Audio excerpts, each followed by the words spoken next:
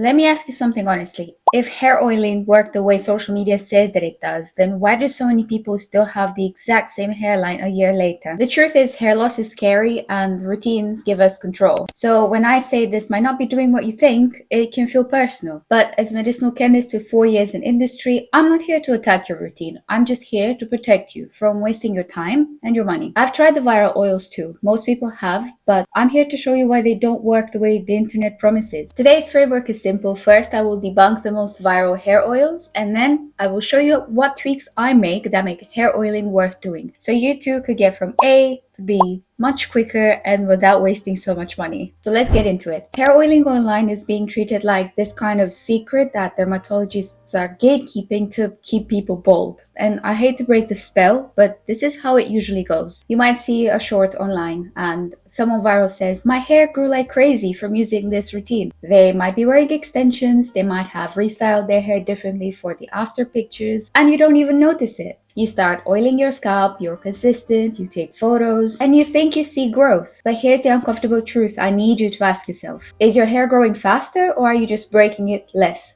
Most oils don't make hair grow, that's the truth. They can soothe your itchy scalp, they can nourish the hair shaft, and in turn this can make the hair look thicker and stronger. But look is the key word here. Let's take castor oil for example. In this oil you find rich oleic acid. It has been shown to be anti-inflammatory in some human cells. That could give a real value to condition a flaky scalp and support the skin barrier. But soothing your scalp and stimulating new growth, they are not the same thing. And here is where our brains get tricked. If your hair breaks less and feels fuller, you automatically feel that it is progress. So you assume that something is activating, when in reality, you might just be preserving what you already have. And most of the times it's enough to convince you to spend real money on it. You see, most oils aren't groundbreaking for the price, but there is one that feels like it actually delivers. If anything is going to work, it has to be the one with the studies, right? So let's expose the next one for a minute because this is the one that everyone is asking about. And for good reason. I'll be honest, rosemary oil isn't random. It's one of the few with medicinal properties that we care about. When you actually look at the research on rosemary and hair growth, most studies agree on one thing, that rosemary actives can stimulate the hair follicles, so these cushion-like pockets in the scalp layers, to grow more hair. The problem is that most of these studies don't include a real do-nothing group. So in other words, a study where there's going to be a group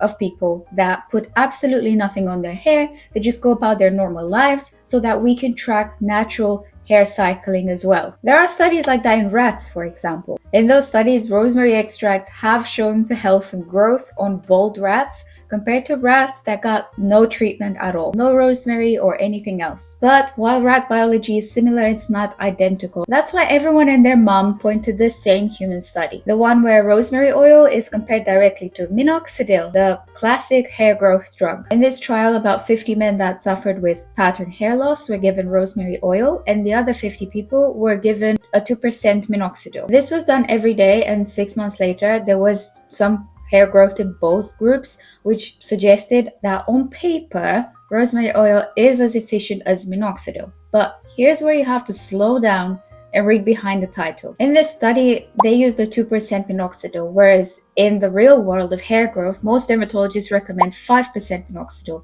which has actually been shown multiple times to be far superior to the 2% solution. And it is the one with solid evidence behind hair growth. And guess what? This study also lacked the control. There was no group using nothing just to see what the hair cycle does. Bottom line is, this study just shows in very specific conditions, with very specific formulations, it might help some people. But that's very different from bathing your scalp in rosemary oil and hoping your follicles wake up. Our bodies are far more complex. If oils alone could override genetics, hormones, stress, smoking, and dermatologist advice, well, we would all have identical hairlines. And since we're in debunk mode, I could just say, see, it's overhyped and stop the video here, but I won't. Rosemary and castor oils are not magic, but they are not useless either. I'm happy to be in the middle, and I'm using them both. And a little bit more. And if you tweak things my way, this routine will actually be worth your time. So don't throw your oils out yet. And if you want to start, now is a good point. But let me show you how to use them properly. So this is step 1, the oiling itself. This is rosemary oil mixed with castor oil.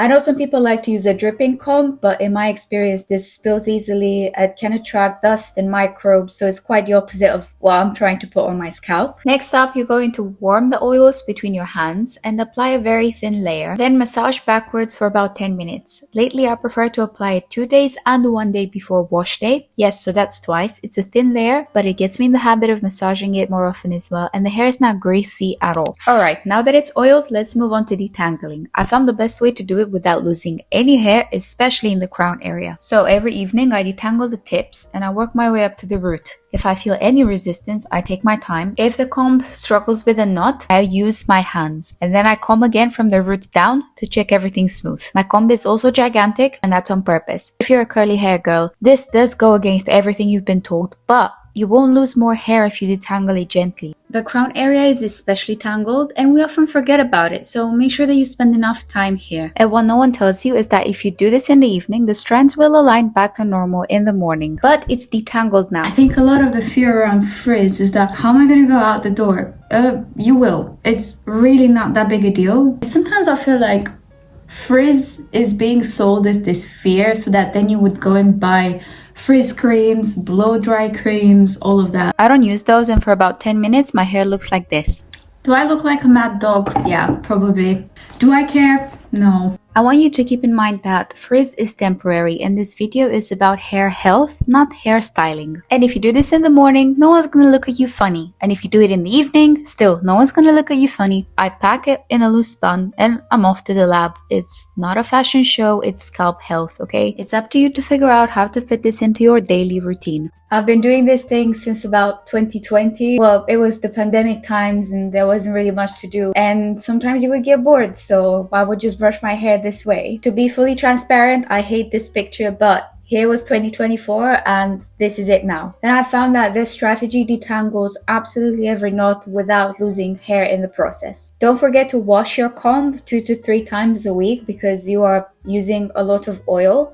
And it may not look like a lot, but it is enough to trap dust and other things. I wish I could tell you at what time exactly in the day to do this habit, but the truth is, do it when you have time, do it when you're bored.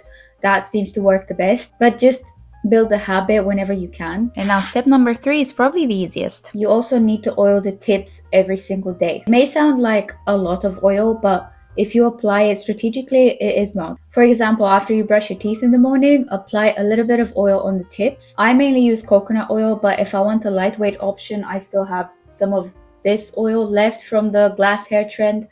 It's not exactly my personal favorite. I personally don't think it's very useful for my hair type. I know the website has before and after pictures for curly hair, but that is not my curly hair type, so nice try, but it just doesn't work for me. However, I'm not just going to bin it. I'm going to continue to use it. Point is, whatever budget you're on, stick to one oil and you will see the results. I think it's, a bit of a feminine urge to just keep trying different oils and then nothing sticks, but you could easily stick to a 5 pounds a kilo type of oil. It's more about building that routine. I know some people like to oil their tips in the evening and it should work just fine, except you are reducing the time that it will sit on your hair and it's more likely to transfer on your pillowcase and rub on your face rather than work its magic. And here's a bonus tip. We're so scared to wake up to messy hair despite having the comb and oils to fix it as soon as we wake up. Let your hair loose when you sleep. I know it's the opposite of what most people do, but I found that it does reduce 8 hours of tension a day from my hair. And assuming you wash your pillowcase twice a week, then you shouldn't be that worried about oil trapping into the pillow. So now you know, as a chemist, I use these oils for gentle care on the scalp and the hair shaft. I don't use them for miracles. But if you want to see how hair growth actually works without the hype, here's my most popular video I think you should watch next.